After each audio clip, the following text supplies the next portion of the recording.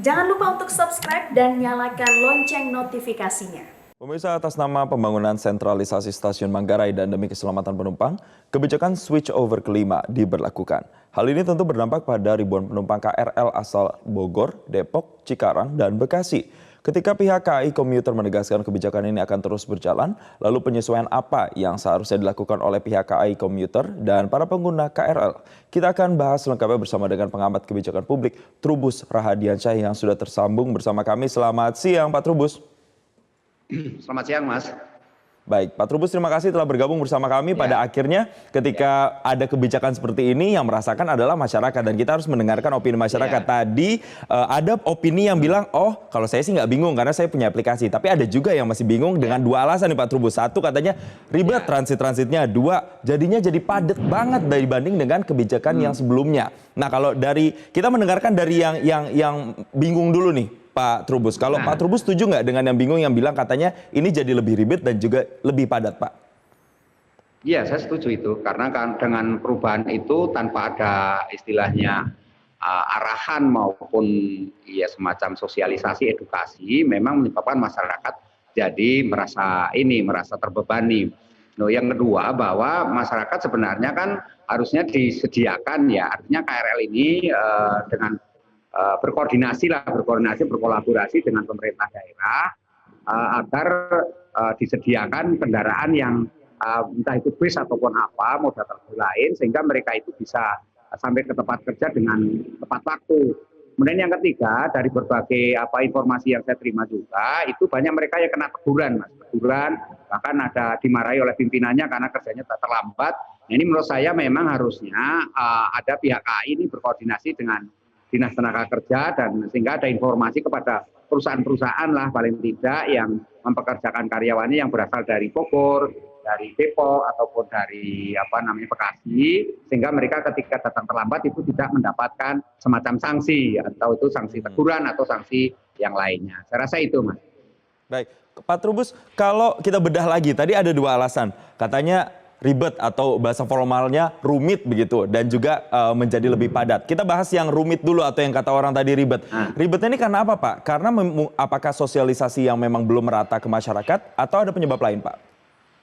Kalau saya lihat sih ribetnya itu di samping soal sosialisasi yang belum merata ada karena kemudian mereka harus pindah transitnya itu. Jadi jarak transitnya harus ke bawah dari Manggarai ke bawah nyari moda transportasi lain. Misalnya mereka yang dari Bogor mau ke Tanah Abang kan jadi butuh waktu yang lama karena kemudian menunggu moda transportasi lain. Itu masalahnya. Jadi itu ribetnya karena masyarakat kan dihadapkan oleh waktu yang terburu-buru, artinya karena jam pagi untuk bekerja ya maunya kerja on time lah, ini persoalan yang pertama. Yang kedua memang saya lihat juga masyarakat ini harusnya juga diberikan satu pemahaman terutama kepada pemerintah daerah dan KAI juga itu untuk menyediakan ya semacam inilah ya moda transportasi lain atau bis atau apa ke tempat tujuan yang memang selama ini ada. Artinya pihak pemerintah daerah dan Pemprov DKI umpamanya itu menyediakan bus atau kendaraan yang kemudian lebih cepat sampai ke tempat kerja. Jadi mereka ini tidak lari-lari dari dari transit itu sendiri gitu. Jadi selama transit ini memang harus diperhatikan bagaimana agar mereka masyarakat tidak bingung, tidak harus cari-cari kemana kendaraan yang ada. Kemudian juga dihadapkan oleh situasi-situasi ya namanya terburu-buru, Mas, situasinya kan takut juga, cemas nanti sampai di tempat kerja tidak telat atau tidak bisa diterima malah ditutup atau bagaimana. Nah, ini yang menyebabkan mereka pada umumnya ya kebingungan itu sangat dimaklumi dan dipahami. Karena itu menurut saya memang ini semua harus bersumber dari kebijakan itu sendiri, bagaimana kemudian pihak KAI memperlakukan mereka dengan cara yang lebih edukatif sehingga penyesuaian itu perlu dilakukan sehingga tidak terjadi keributan ribet lagi gitu loh, Mas. Ada satu masukan tuh dari Pak Trubus tadi untuk bisa membangun atau mensinergikan stasiun-stasiun transit tadi dengan moda-moda transportasi lain begitu. Nah, kita tinggalkan yang masalah ribet atau rumit, kita sekarang beralih ke padatnya, Pak. Kalau pihak KAI Komuter tadi bilang padatnya ini hanya di sekitar tangga saja kok dan ketika ada kereta yang transit. Apakah memang benar demikian kalau Pak Trubus melihatnya, Pak? waktu saya lihat secara di lapangan sih sebenarnya nggak seperti itu. Artinya memang mereka ribet pada tataran di semua ya. Ketika mereka turun, kemudian mereka berjubel-jubel, berderet-deret, ya artinya istilah ya berjubel-jubel lah gitu ya. Itunya padat merayap gitu kalau kendaraan. Nah mereka pada akhirnya memang dihadapkan oleh itu tadi situasi yang terburu-buru, oleh situasi yang memang harus sampai tempat kerja, dan ini saya lihat juga penumpukan ini juga bersumber dari sisi edukasi, Mas, edukasi yang minim, dan dari sisi lain menurut saya juga karena pemerintah dan pemerintah daerah, terutama pemerintah daerah dan KAI sendiri harusnya melakukan kebijakan kolaborasi partisipatif gitu dengan berkoordinasi dengan pemerintah daerah. Bisa saja pemerintah daerah kan bisa menyediakan menyediakan bus-bus atau moda transportasi lain, atau juga koordinasi dengan perusahaan-perusahaan. Jadi artinya perusahaan di mana tempat pekerja itu mereka sudah menyediakan ketika memang terjadi perubahan ini, sehingga mereka siapkan. Nah, disediakan begitu turun dari tangga peron itu tadi, tangga transit, nah mereka langsung dapat kendaraannya. Jadi nggak nunggu lama, Mas, itu karena persoalannya begitu mereka yang dari Bogor mau ke Tanah Abang, dari Manggarai ke Tanah Abang itu macet, Mas, masalahnya. Dan selama ini kan dengan kereta api lancar. Lah ini lancar. Saya memang ada juga yang diuntungkan, terutama yang Bogor ke kota. Nah itu untung sekali, atau mereka yang Bekasi ke Tanah Abang. Untung itu. Tetapi mereka yang selama ini menggunakan transit itu jadi bingung lagi karena ada perubahan transit itu tadi gitu, Mas. Dan membuat kemudian ada bisa dibilang lonjakan penumpang di stasiun-stasiun. Nah, kita akan bahas, Pak, kalau misalnya lihat fenomena 3 hari diberlakukan kebijakan seperti ini, orang pada berdesak-desakan seperti itu, apakah ini juga dampak dari kebijakan yang bisa dibilang dalam tanda kutip dadakan, Pak? Iya, kalau saya lihat sih memang terburu-buru ya, artinya meskipun informasi itu disampaikan hari gitu, kemudian Rabu atau kalau nggak salah kita waktu itu dengan tim dari Metro TV juga, saya mendampingi ke sana, juga itu kemudian diinformasikan, dan hari Jumat kelihatannya diberlakukan gitu, Jumat Sabtu kan diberlakukan itu. Jadi jarak antara sosialisasi itu sendiri, durasinya yang menurut saya terlalu pendek.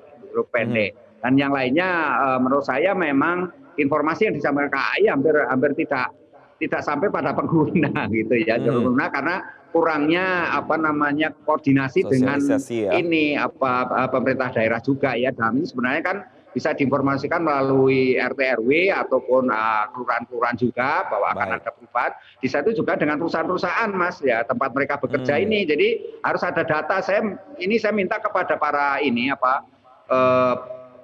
pelaku usaha termasuk perusahaan-perusahaan industri itu untuk memberikan istilahnya memaklumi, artinya memberikan kelonggaran gitu, dispensasi ketika datang terlambat, karena memang terjadi situasi penumpukan seperti itu. Perubahan ini kan menyebabkan otomatis terjadi keterlambatan. Nah, menurut saya ini pihak KAI juga harus melakukan koordinasi dengan berbagai perusahaan melalui Pemprov yang ada gitu, kebijakan yang harus ada. melibatkan juga sosialisasi ke pemerintah daerah sampai dengan ke perkantoran begitu atau institusi, Pak. Pak Trubus, kita tinggalkan mereka yang kebingungan. Ada juga tapi yang menyambut baik. Seperti Pak Trubus tadi mengatakan, bilang kalau dari Bekasi atau Cikarang, ini aksesnya ke Tanah Abang malah nggak perlu transit, malah lebih memudahkan. Nah, kita kan harus melihat dari dua sisi. Ada memang yang kemudian tidak suka, ada yang juga suka dan menyambut baik kebijakan ini. Kalau dari sisi positifnya yang menyambut baik, Pak Trubus melihatnya, apakah memang ini layak dan ideal untuk disambut baik oleh masyarakat, Pak?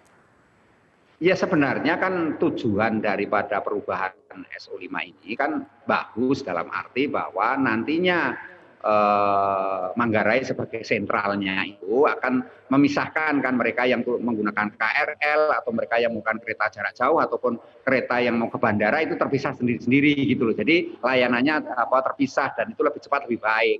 Tetapi kemudian memang kalau kita lihat mereka-mereka yang memperoleh keuntungan lah tadi dalam petik ya, keuntungan waktunya, mereka yang dari Bekasi ke Tanah Abang lebih cepat, dan mereka yang dari Bogor ke kota juga lebih cepat, ya itu memang hal yang sebenarnya sangat bagus. Hanya kemudian bagaimana ini bisa berlaku untuk mereka yang transit di menggunakan transit itu, artinya mereka yang dari Bogor mau ke Tanah Abang, ya itu harus ada solusi itu. Nah, solusinya menurut saya apa? Solusinya ya harus berkolaborasi KAI dengan pemerintah daerah, dengan Pemprov gitu, atau dengan moda transportasi lain. Nah, itu kan Kementerian Perhubungan kan bisa mengatur itu semua. termasuk di Baik. dalamnya adalah aparat tugas lapangan dan juga demikian juga yang dari Cikarang ke Tanah Abang ini memang diuntungkan, tetapi demikian bagi mereka yang dari Bekasi mau ke kota kan juga bingung juga itu. Karena Transit itu juga. ya menurut saya ini juga rumit juga, karena itu kan harus juga pemerintah Pemda Bekasi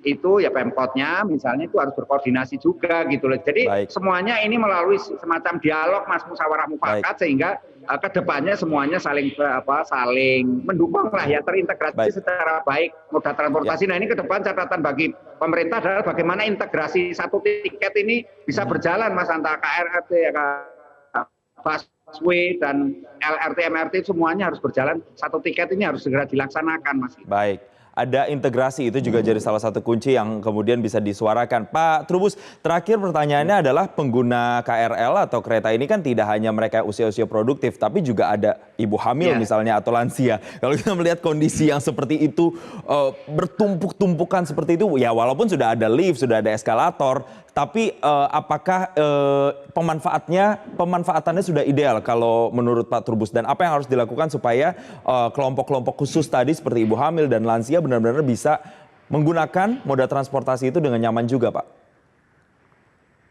Iya, menurut saya memang ini diperlukan kebijakan tersendiri baik untuk lansia atau ibu hamil atau penyandang disabilitas gitu ya, agar mereka dapat memperoleh layanan yang lebih baik. Karena itu menurut saya memang perlu dipikirkan oleh KAI, karena memang selama ini mereka dengan berjubel-jubel itu otomatis mereka termarginalkan gitu ya, mereka kalah gitu ya, kalah dengan mereka yang penumpang-penumpang yang memang kondisinya kuat dan terburu-buru agar sampai ke tempat kerja. Jadi mereka akhirnya nyodok sana kemari. Nah ini menyebabkan mereka kan jadi korban. Artinya baik lansia maupun ibu hamil dan termasuk penyandang disabilitas. Jadi ini memang saya rasa perlu kebijakan tersendiri Mas untuk dipikirkan ke depannya, agar jangan sampai terulang kembali tumpukan-penumpukan ini yang berakibat kepada mereka-mereka yang kategori tadi tidak beruntung ya, karena situasi baik karena hamil, baik karena sudah lansia atau penyandang disabilitas, itu memperoleh layanan yang memadai. Saya rasa itu Mas yang penting dilakukan oleh KAI gitu. Baik, ini catatannya lumayan banyak nih Pak Trubus ya. Yang pertama adalah sosialisasi ke pemerintah daerahnya, kemudian ke institusi-institusi perkantoran, kemudian harus ada integrasi moda transportasi, tidak hanya berhenti sampai di stasiun kereta saja, lalu kemudian sulit untuk mencari transportasi. Dan kemudian yang ketiga adalah terkait dengan harus dicari lagi nih PR-nya kebijakan yang lebih ramah terhadap kelompok-kelompok yang prioritas seperti ibu hamil, kemudian disabilitas tadi, dan juga lansia agar mereka juga bisa nyaman menggunakan moda transportasi kereta. Terima kasih Pengamat Kebijakan Publik Trubus Rahadiansyah telah bergabung dan berbagi bersama kami di Newsline.